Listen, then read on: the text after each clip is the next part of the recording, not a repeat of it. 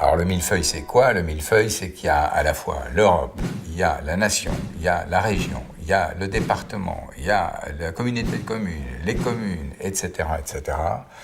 Bref, il y a 7 niveaux différents de décision, 7 ou 8 selon ce qui effectivement non seulement coûte très cher, mais surtout complexifie incroyablement les décisions, les retarde, crée ce qu'on appelle des bugs,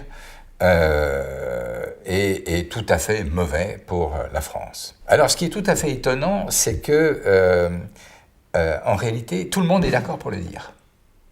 Vous prenez tous les partis, tout le monde est d'accord pour dire « Ah ben, avec 3, ça irait très bien.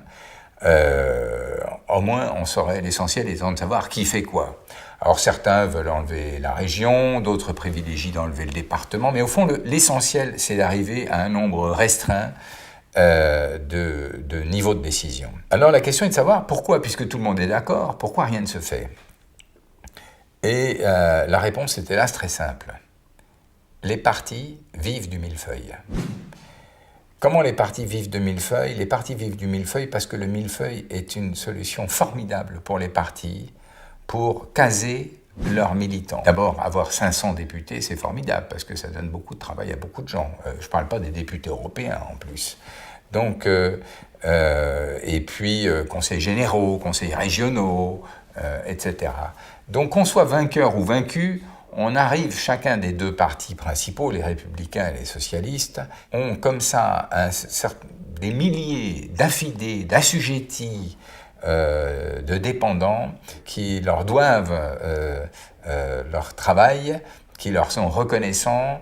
Et en fait, ce sont des emplois fictifs. Et d'ailleurs, on le voit très bien, il y a une chose que j'ai remarqué quand Fillon a été choisi. Au lendemain de sa victoire, il a été choisi aux primaires. Et qu'est-ce qu'il a fait? Il a nommé un comité. Il y avait 80 personnes dans son comité. Il y avait tout le monde. Tout le monde avait un petit morceau du fromage.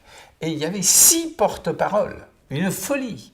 Et là, on a tout de suite compris que M. Fillon est un apparatchik, il fait fonctionner, il se fabrique ses affiliés, il se fabrique ses assujettis, et le système est profondément ancré dans leur mentalité, profondément.